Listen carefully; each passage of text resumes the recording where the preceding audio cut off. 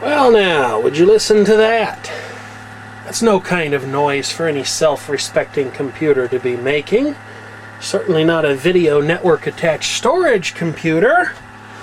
Obviously there's a fan that has lost the plot here. I wonder which one it is. It sounds like it's the power supply fan. So, I'm going to use a highly scientific method to see if that's really the case. Now, don't try this at home, kids. It doesn't go in there quite far enough to make it stop. There we go. Sure enough, I'm going to have to oil some fan bearings there. So the power supply is going to have to come out of this Dell Dimension 8100 personal computer system. As you can see, the power supply is made to pivot out, though that's mainly to get at the memory slots back there. Look at those Rambus slots in high definition, fully populated too. That was how the machine came to me, which is a good thing because I certainly wouldn't have been springing for memory in this thing. So, how bad is it going to be to get the power supply out? And the answer is not too terribly bad. It looks like there's just one screw up there that holds it in, plus unplugging everything, unless I want to just work on it in situation, which I just might do because I'm feeling kind of lazy. There's the power supply out of the beast, and it wasn't difficult to remove this at all. Owners of an Optiplex GX400 will have to do much the same thing to get their power supply out. There's just the one fastener up here, and then you press this upwards and click the power supply back, and you can pull it out. Now unfortunately, this is one of these Dell machines where you either have to wire up a supply to work, you have to find an original Dell supply from the time frame during which this system was made, or you have to repair the power supply that you've got, because as you can see, there are some non-standard connectors going on here with this particular power supply. Fortunately, this still works. This thing is what I would call way overbuilt. It was made in Thailand, so my guess is that it's an NMB power supply or a Newton power supply. I believe the two companies are very much related, but look in there and you can see that there are some rather impressive looking heat sinks in there. And of course this power supply is still working well after all these years, except for the fact that the fan is making noise. There you can see a sticker from the Trend Technologies assembly plant that used to be located in Round Rock, Texas. I believe they've outsourced everything down to Mexico and maybe even China now. But there's the date of manufacture, 06/13/01. Well, it's time to pop this power supply open, see how hard it'll be to get that fan out of there, get some oil into the bearings. Yeah, yee-haw, just look at those heat sinks and the rest of the construction in that power supply. Unfortunately, getting at the fan is going to be a little less than straightforward because it's kind of trapped in there with no wiggle room, but I'll figure it out. I've had to work on another one of these in the past, and I managed to get it. Of course, warnings. Working inside a computer switch mode power supply is dangerous. There are high voltages, hazardous frequencies, and things that can really hurt you. If you were just curious and swore you'd never touch that again, the power supply has no way of knowing that. So don't do this unless you know what you're doing, and if you do, you alone are responsible for the results, because you could blow up your computer, burn down your house, or even insult your mother, and you don't want to do any of those things. So back in a few when I get the fan out. Well, there's a whole sad sorry story if I ever saw one. I had to take both this daughter card with the rectifier bridge on it, as well as a number of other components, including the line fuse and a couple of coils. Had to take that out. I had to take the main board out.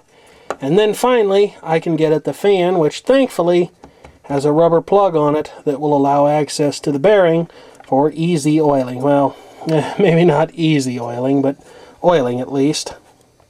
And there's some fresh oil down in the fan bearing, as you can see.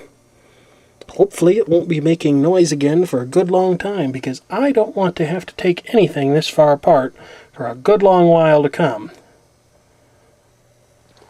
It's starting to look like a power supply again, and I don't even think I've managed to short anything to the case yet.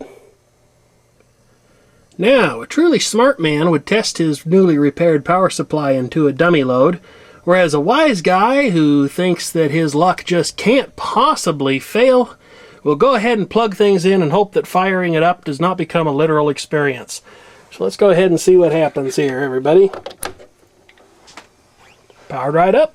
Got standby power on the motherboard. I'll go ahead and plug my expensive serial ATA discs back in now. I bet you didn't think I was that crazy. And you're right.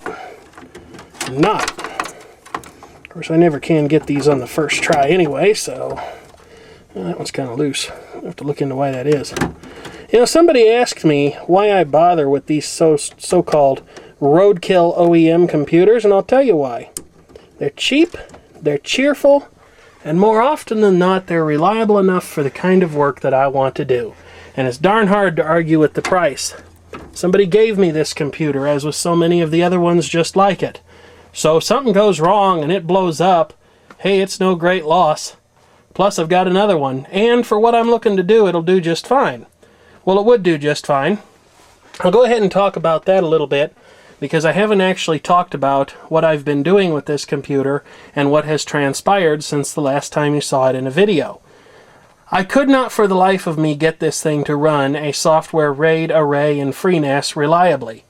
So I finally got mad and decided that the problem had to be a result of my using one regular 512 byte per sector disk and one advanced format 4 kilobyte per sector disk, that the two probably couldn't really coexist.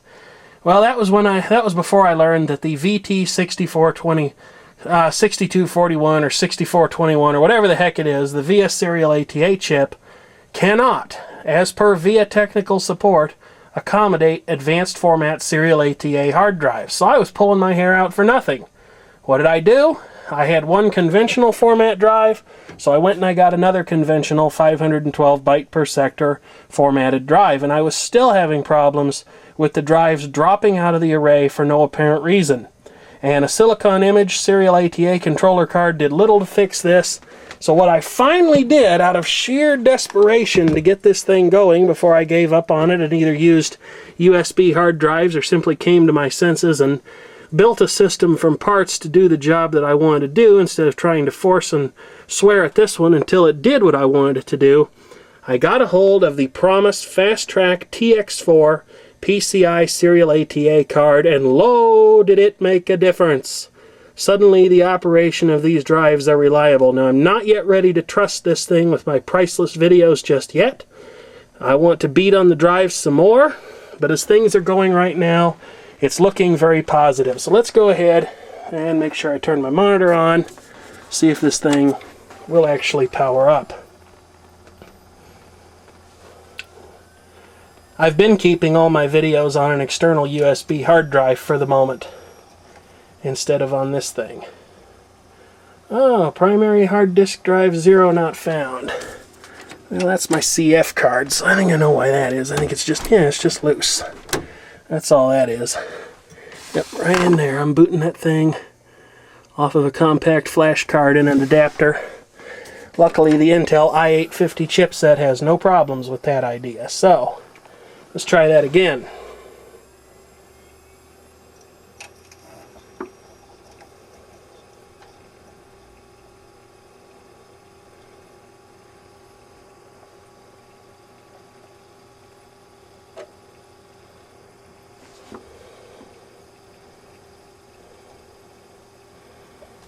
Sounds a lot better now too, doesn't it? Yes, it does, and that power supply fan is definitely running. So it's all good once again, and that's a little video update on my video network attached storage project. Thank you for watching, and feel free to leave a comment if you have one.